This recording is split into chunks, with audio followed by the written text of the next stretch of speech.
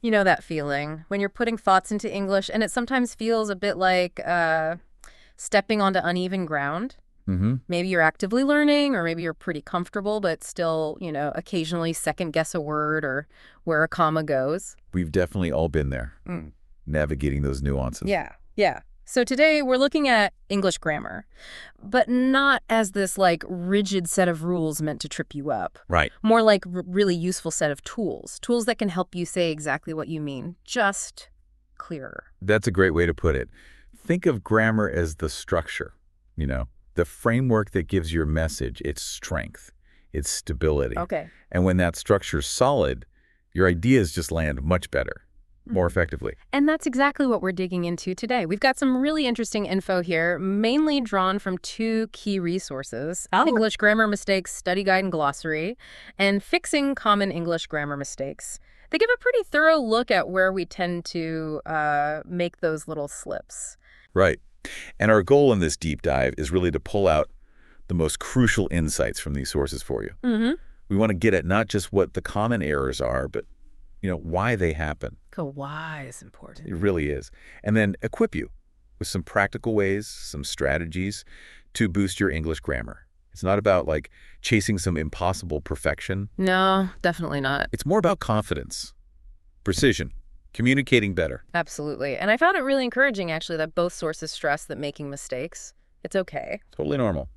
Expected, even. Yeah, it's a natural part of learning any language. It shows you're actually using it, Yeah.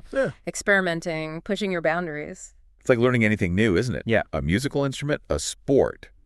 You expect errors. Sure. And each slip-up helps you fine-tune things, refine your technique. Okay, so over the next little while, we're going to explore the key themes that pop up in these sources. We'll start with why grammar actually, matters so much. Then we'll look at the common reasons behind the errors. After that, we'll get into specific types of mistakes with examples and fixes, of course. Good practical stuff. And finally, wrap up with some actionable strategies you can actually use to improve. Sound good? Sounds great. Let's do it. Okay, so let's tackle that big question first. Why does grammar really matter? Sometimes it feels a bit academic, maybe, like something you only worried about in school essays. That's a fair point. It might seem like swaying the small stuff, Yeah. but our sources point to 5 really solid reasons why good grammar is pretty essential. Okay, 5 reasons. What's number 1? First and foremost, clarity. You mentioned that earlier. Think about that classic kind of funny example. Let's eat grandma versus let's eat grandma. Right. Huge difference. Saves grandma's life, that comma. Exactly. That one little comma changes everything. Good grammar is just crucial for avoiding those kinds of, serious misunderstandings. For sure. And it's not just those dramatic examples, is it? Not at all. Which brings us to the second reason. Precision. Precision. Okay. Our sources really highlight how vital grammar is for getting the timing right, the relationships within your message. Yeah. Think about verb tenses. Yeah, tricky. A subtle shift in tense can completely change whether you're talking about something finished, something happening now, or a future plan. It's about conveying the exact meaning. Got it. So clarity, precision. What's next? Then there's professionalism and credibility. This is a big one. Especially at work or in studies? Definitely. In those contexts, your grammar is often seen, maybe unfairly sometimes, but it's seen as reflecting your attention to detail, your overall competence. Errors can, unfortunately, distract people, pull focus from your actual message, detract from the substance. That makes sense. It can undermine your point if the delivery is shaky. Right, which leads directly to point 4, effective communication. Okay. When your grammar is solid, your audience can actually focus on your ideas. They're not getting bogged down trying to decode awkward sentences or figure out what you meant despite the errors. It just smooths the whole process, makes it more impactful. Exactly. Much smoother. And the 5th reason is maybe less obvious. It's about understanding others. The flip side. Yeah. Our focus today is on producing good grammar, but understanding grammar structures also really helps your comprehension. Especially with more complex sentences or formal writing, it helps you decode what other people mean. So it works both ways. Improves Your output and your input. Precisely. A two-way street. Okay, so it's clear grammar isn't just about dusty old rules. It's fundamental for making sure your message gets across clearly and effectively. Absolutely. Right, so we know why it's important. But where do these mistakes, these little hiccups, usually come from? What are the common sources? Good question. Our sources point to 6 main factors, especially relevant if you're learning English as a second language, but honestly, they affect native speakers too sometimes. Okay, 6 factors. What's the first one? The first, and often a really big one, is first language interference. You might see it called L1 interference. L1 interference. So your native language getting in the way. Basically, yes. It's where the grammar rules, the sentence structures, even just the habits of your native language kind of sneak into your English without you realizing it. How does that happen? Well, maybe your first language has a different typical word order or uses prepositions completely differently. You might subconsciously just apply those patterns to English, even though they don't fit. That makes total sense. It's like your brain's default settings kicking in. Exactly. It's automatic. What's the next source? Next up is overgeneralization. Overgeneralization. Yeah. Sounds like taking a rule too far. That's exactly it. You learn a general grammar rule, like adding ed for past tense or es for plurals, and then you apply it everywhere, even to the exceptions, the irregular forms. Ah, okay. Like kids do sometimes. Precisely. A classic example is a child learning English saying good instead of went. Or childs instead of children. Right. They've grasped the general pattern, which is great. They're making connections. Yeah. They're just applying it a bit too broadly. It's actually a sign of learning, even if the result isn't quite standard English yet. Okay, so L1 interference, overgeneralization. What's number 3? Number 3 is perhaps more straightforward. Lack of exposure and practice. Right. Use it or lose it, basically. Pretty much. Language, including grammar, is a skill. Like any skill, it gets better the more you're exposed to it and the more you actively practice it. So if you don't hear or use correct structures often enough, then it's naturally harder to internalize them, to make them feel automatic. makes sense. And I bet some rules are just plain confusing in themselves. Oh, absolutely. That's the 4th source. Confusing or complex rules. And English has its fair share. It certainly does. Articles A and they're notoriously tricky. Oh, yeah. Those little words cause so much trouble. They do. And some of the finer points of verb tenses or getting your head around conditionals, these are areas where even really advanced learners can slip up sometimes. Okay. Confusing rules. What are the last 2 sources? The 5th one is focusing solely on vocabulary. So learning lots of words, but not how to connect them. Exactly.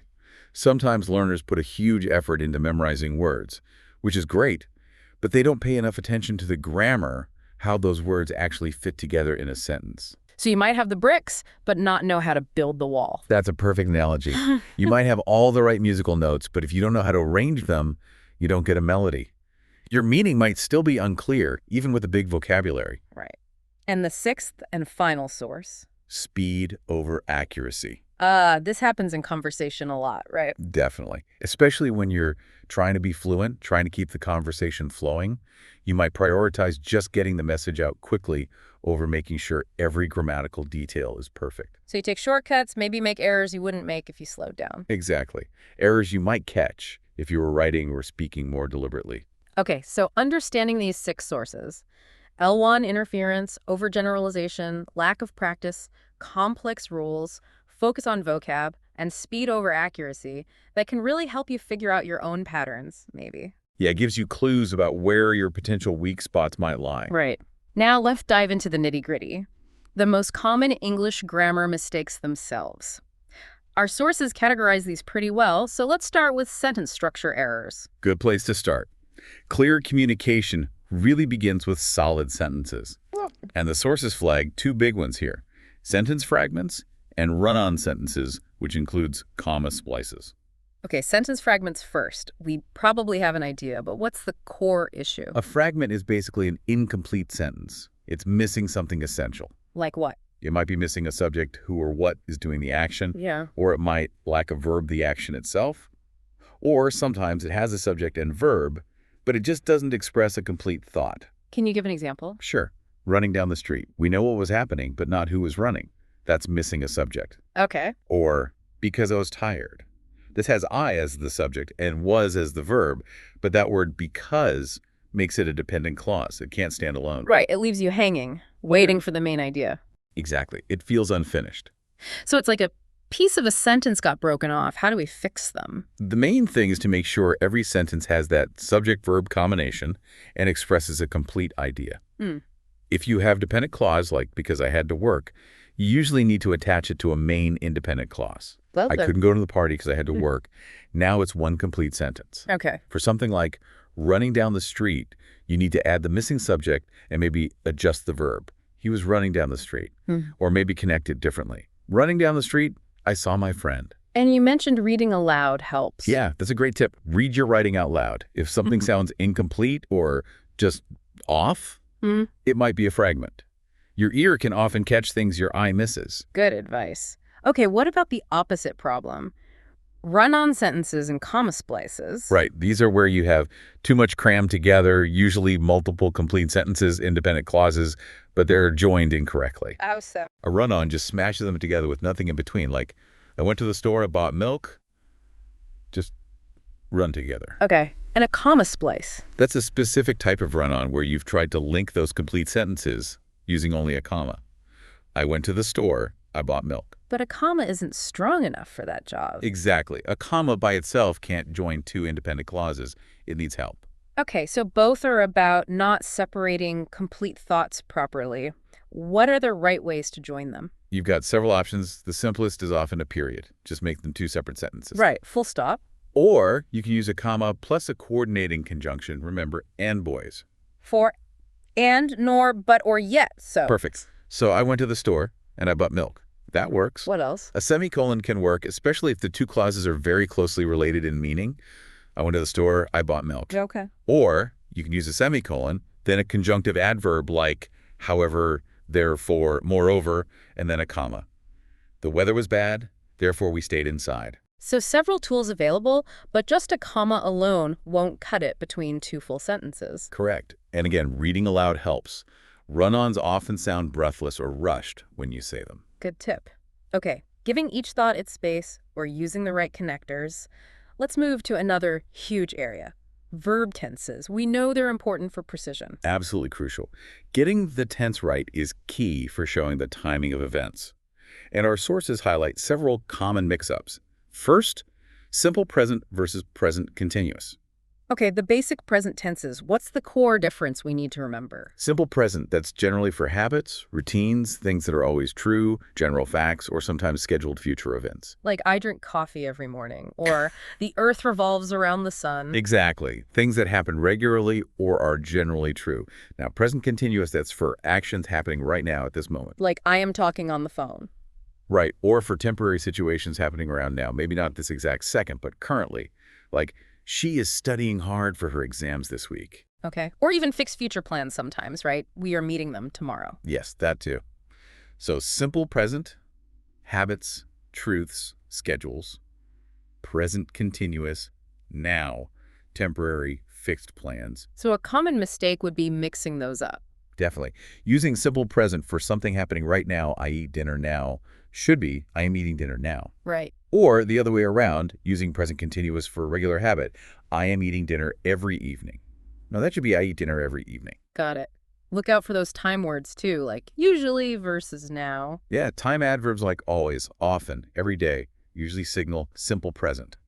Words like now, at the moment, currently point towards present continuous.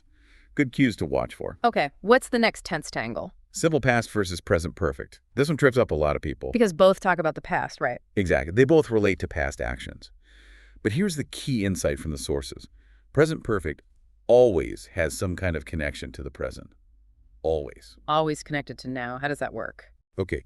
Simple past is for finished actions at a specific time in the past. Done. Over. Often you'll see words like yesterday, last week, in 2010. I visited my aunt last Sunday. Specific time, finished action. Perfect. Now, present perfect connects to now in a few ways.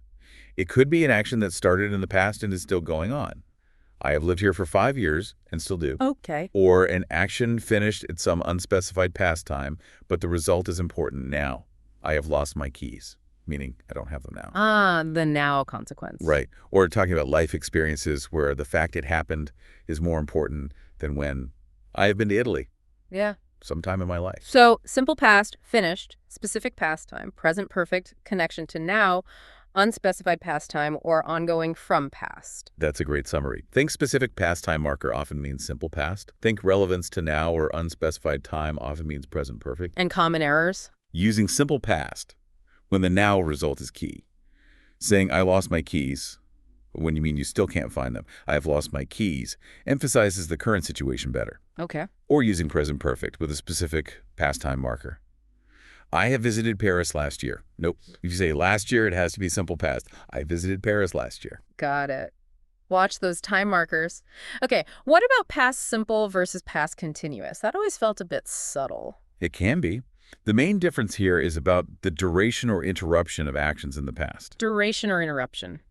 Explain. Simple past is usually for shorter, completed actions, maybe one after another. Right. I got up, brushed my teeth, and had breakfast. Sequence of finished actions. Okay. Past continuous describes a longer, ongoing action in the past.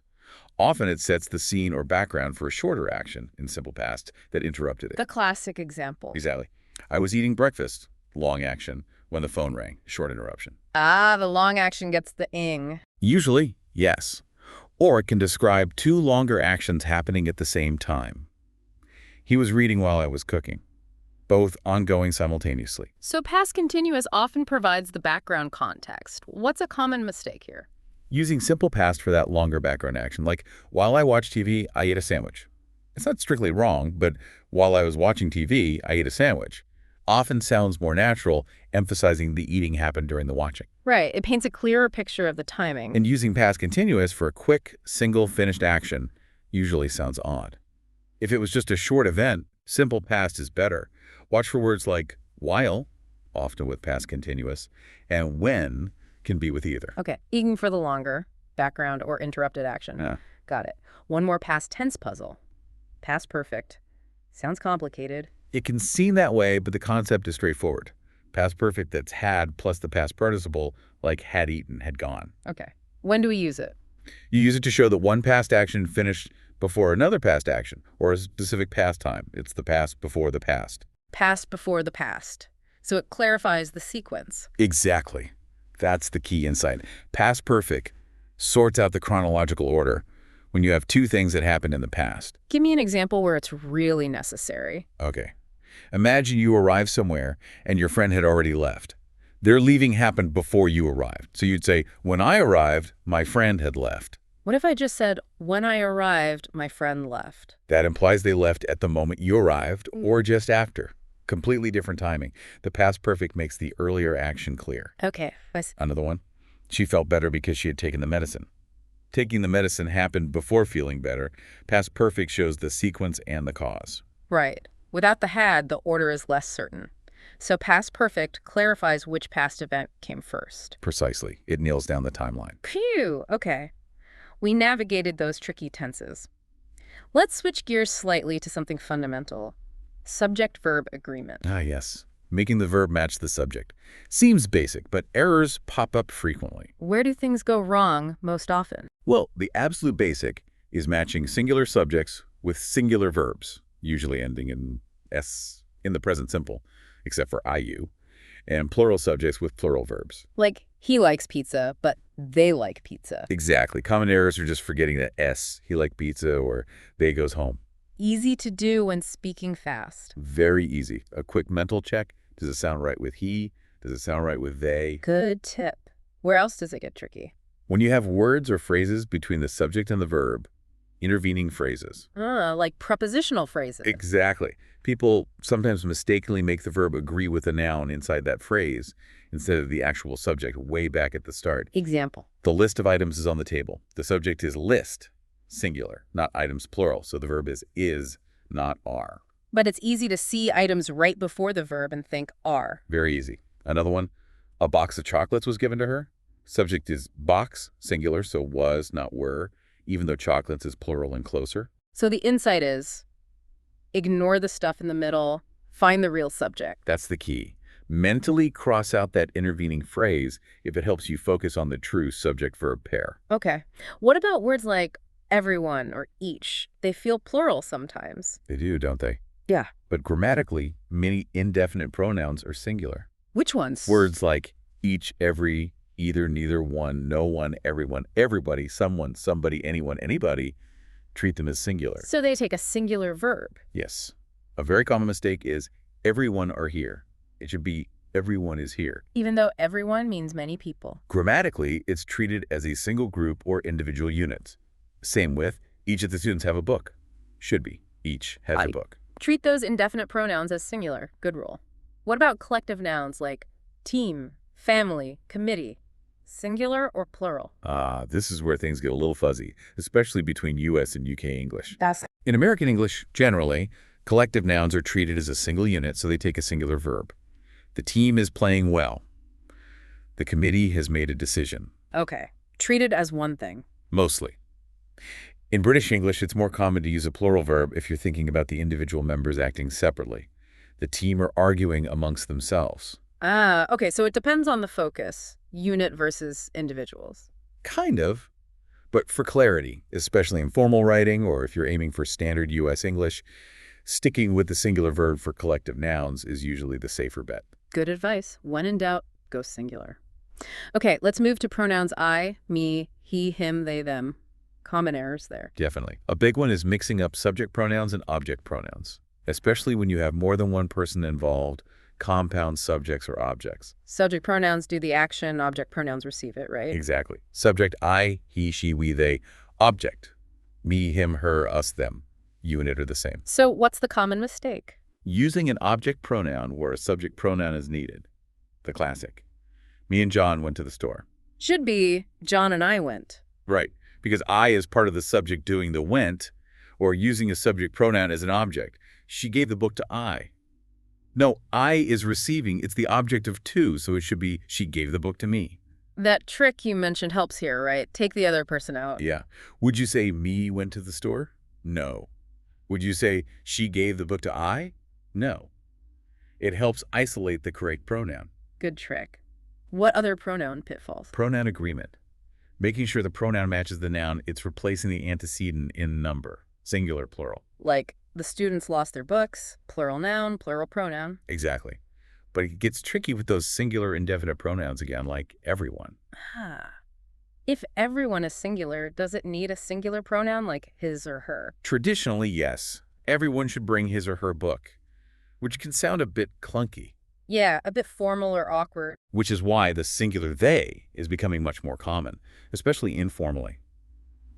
Everyone should bring their book. Is that fully accepted now? It's widely used and increasingly accepted, but in very formal academic or professional writing, some people still prefer his or her, or rephrasing, to avoid the issue, maybe by making the antecedent plural.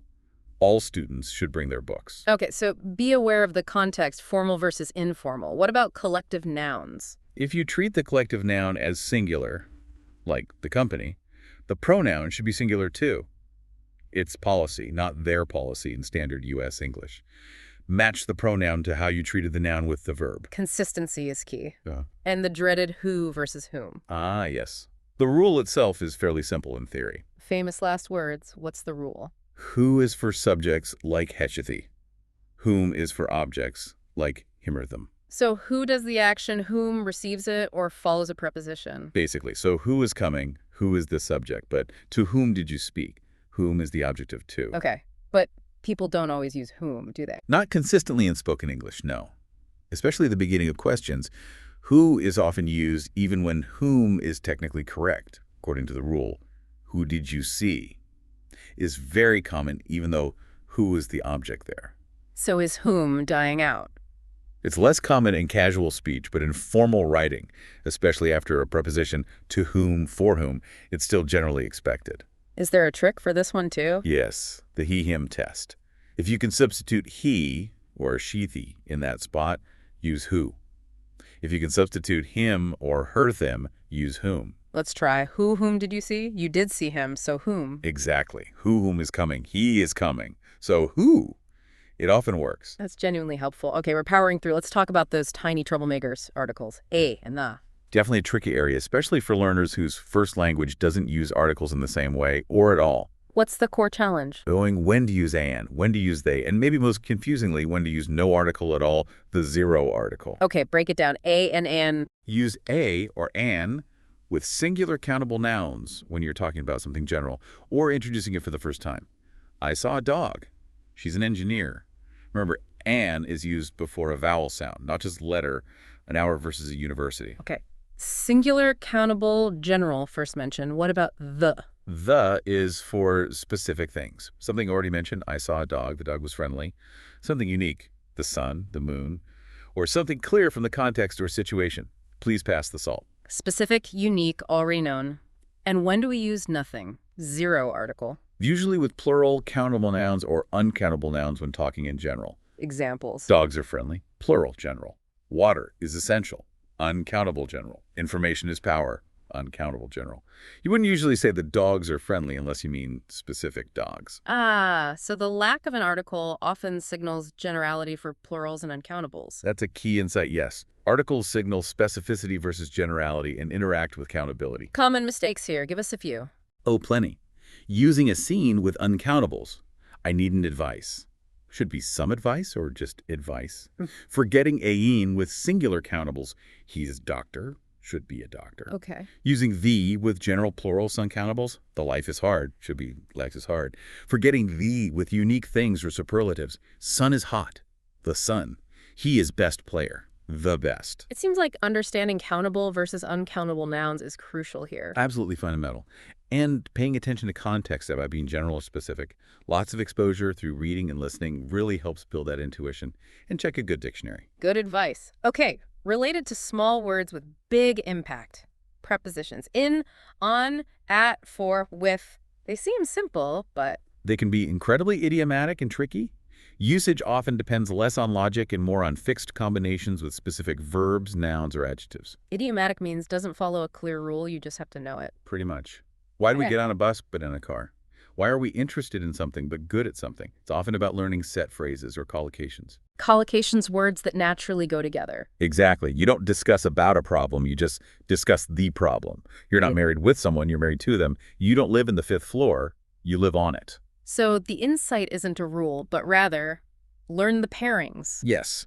Pay attention to which preposition follows which verb or adjective. Listen for them, read them. Use a good learner's dictionary that gives examples or a collocation dictionary. It's largely about memorizing common patterns. Right. Less logic, more learning phrases. Okay, how about adjectives and adverbs, the describing words? Another area for common mix-ups. The main one is using an adjective where you need an adverb, or vice versa. Remind us of the difference again. Adjectives modify nouns or pronouns. A happy dog, she is tall. Adverbs modify verbs, adjectives, or other adverbs, often answering how, when, where, how often. He runs quickly. She is very tall. It happened yesterday. Many adverbs end in alloply. So what's the mistake? Using the adjective form to describe a verb. He drives very slow.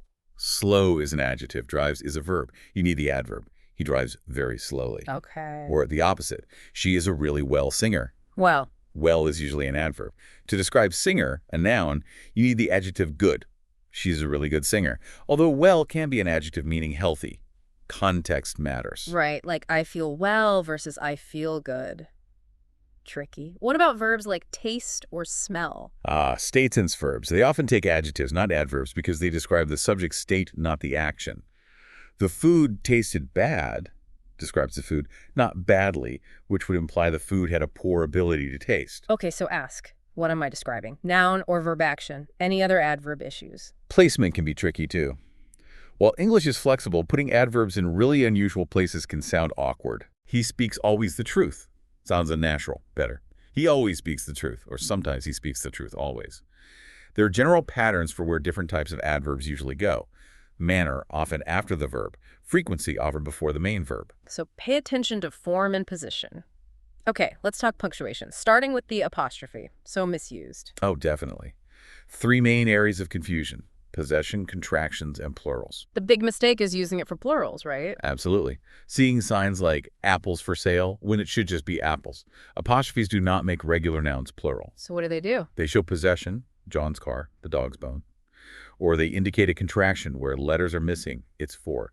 It is as, don't, for, do not. You're for, you are. And that its versus its confusion is huge. Massive, remember. It's. With an apostrophe is always short for it is or it has. The possessive form, meaning belonging to it, has no apostrophe. The cat chased its tail. Got it. Apostrophe equals contraction or possession. No apostrophe for plain plurals or possessive its. What about commas? We mentioned comma splices earlier. Right. Incorrectly joining sentences. But other comma errors abound. Forgetting the comma after an introductory element is common. Right. Because it was raining, I stayed inside. Needs a comma after raining. Because it was raining, I stayed inside. Same after long introductory phrases. Okay. What else? Commas around non-essential clauses. These add extra info but aren't vital to identify the noun. They need commas before and after. My brother, who lives in London, is visiting. Implies I only have one brother. And if the clause is essential? Then no commas. The student who got an A won the prize. Implies there were other students, and this clause identifies which one. No commas needed because the clause is essential. So commas signal whether information is extra or necessary for identification. Tricky. It requires careful thought about the sentence structure and meaning, plus rules for lists, coordinating conjunctions. Commas are busy. Indeed. Okay, almost there on the common mistakes. Let's cover confusing words, homophones, and lookalikes. Yes, words that sound the same but mean different things, or look similar but aren't interchangeable. The classic homophones. Oh, there. Don't you? Yeah, we just did that one. Whose? Big source of errors. Huge. You just have to learn the distinct spelling and meaning for each one. For contractions like their or your, expanding them in your head, they are, you are, helps check if they fit. And the other confusing pairs, like affect and effect. Exactly. These aren't perfect homophones, but they sound or look similar. Affect, usually verb versus noun. Then thon, time versus comparison. Principal, head teacher, main versus rule. Advise, advice, verb versus noun. Again, it's about learning the specific meaning and function. Yes. Learn the definition, figure out the part of speech, verb, noun, etc. Sometimes mnemonics, little memory tricks can help keep them straight, and definitely double-check these when proofreading. Good advice. Okay, finally, the source had mentioned a few other common issues briefly. Yeah, 3 main ones. Misuse of the passive voice. When the subject receives the action, like, the ball was thrown by John. Exactly. It has its uses when the action is more important than the doer, or the doer is unknown. Mistakes were made. But overusing it can make writing sound indirect or evasive compared to the active voice. John threw the ball. So prefer active voice generally. Generally, yes, for clarity and directness, especially when you know who did the action. Okay. What else? Double negatives. Using 2 negative words where only one is needed. Standard English considers this incorrect. Like, I don't have no money. Right. That technically means you do have money. Yeah. Correct forms are I don't have any money or have no money. Same with things like can't hardly, should be can hardly, or just can't. Avoid the double negative. Got it. And the last one. Dangling modifiers. These are descriptive phrases, often at the start of a sentence, that don't clearly or logically connect to the subject that follows. The funny examples. Yeah. Running down the street, the building appeared tall. Makes it sound like the building was running. So how do you fix it? Make sure the subject immediately following the introductory phrase is the thing being described. Running down the street, I saw a tall building. Or rephrase. As I was running down the street, the building appeared tall. Ensure the modifier has a clear target. Okay, aim for active voice, no double negatives, and make sure modifiers connect clearly. Wow, that's a lot of potential pitfalls. It is, but being aware of them is the first step. Absolutely. So now, the million-dollar question for you listening. How do we actually fix these and stop making them? What are the strategies? Right, the practical part. Our sources suggest a multi-pronged approach. First, maybe obviously, is conscious study of grammar rules. So, actually sitting down and learning the rules. Yes, but not just memorizing. Trying to understand the logic behind them. Why does this rule work this way? Use good resources, books, websites, apps that explain things clearly with examples. Understanding the why makes it stick better. Makes sense. What else? Active practice is absolutely key. You can't just read about grammar, you have to use it. Targeted exercises on your weak spots.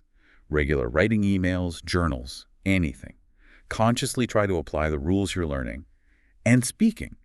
Practice speaking and be open to feedback. Okay, consistent effort. And you mentioned proofreading earlier. That's a big strategy too. Huge. Don't just write and hit send. Proofread carefully. Try different techniques we mentioned. Reading aloud, reading backwards sentence by sentence, focusing on one error type at a time, taking breaks. Creating a personal checklist for your common errors. Excellent idea. If you mix up it's, specifically scan for that. What about using tools, grammar checkers? Leverage resources wisely. Dictionaries are essential for checking meanings, countability, collocations. Grammar checkers can be helpful, but use them critically. They're not perfect. They catch some things, miss others, and sometimes make bad suggestions. Don't just blindly accept corrections. Understand why it's suggesting a change. Think for yourself. Style guides are great for formal stuff too. So tools are aids, not replacements for understanding. What about feedback? Crucial. Seek it out. Ask teachers, language partners, trusted native speakers for specific feedback on your grammar. And when you get it. Don't just fix the error. Understand why it was wrong. Ask questions. And keep an error log. Tracking your mistakes. Yes. Write down the errors you make repeatedly. Look for patterns. Are you always messing up subject-verb agreement with indefinite pronouns? Focus your study there. Understanding your personal patterns is powerful. That seems really efficient. Focus on your specific weak spots. Any other key strategies? 2 final big ones, patience and persistence. The long game. Exactly. Language learning takes time. You will keep making mistakes. That's okay. See corrections as learning moments, not failures. Keep practicing, keep reviewing. Consistency beats sporadic bursts of effort. And the last one. Immerse yourself. Extensive reading and listening. The more you expose yourself to correct, natural English, the more those patterns seep in. You develop an intuitive feel for what sounds right. So it's a mix. Deliberate study, active practice, careful checking, getting feedback, staying patient, and just soaking up the language. That's a perfect summary. It's an ongoing process. Well, this has been incredibly thorough. We've gone from the why of grammar through the common sources of errors, detailed a whole range of specific mistakes, and landed on practical strategies for improvement. Yeah, quite the journey. The main takeaway for you listening is really this. Understanding these common grammar issues and actively working on them makes you a clearer communicator, more accurate, and definitely more confident. And we have to say it again. Mistakes are part of it. Don't aim for impossible perfection. Focus on progress, on continuous improvement. That's the real goal. Absolutely. So maybe a final thought for you to take away and chew on. Okay. Think about the errors we discussed today. Which 1 or 2 types really resonated with you? Maybe something you know you struggle with, perhaps because of your first language, or just a rule that always feels slippery. So identify a personal grammar target. Exactly. Then, the next time you write an email, or have a conversation, or use English in any way, just try to be a little extra mindful of that specific thing. Just focus on that one area. Just that 1 or 2. Notice if you make the error. If you catch it, maybe correct yourself. Even that small act of focused awareness, tackling one specific pattern, can be a surprisingly powerful step forward in your own linguistic expedition. I like that. Small, focused steps. A great place to start making real progress.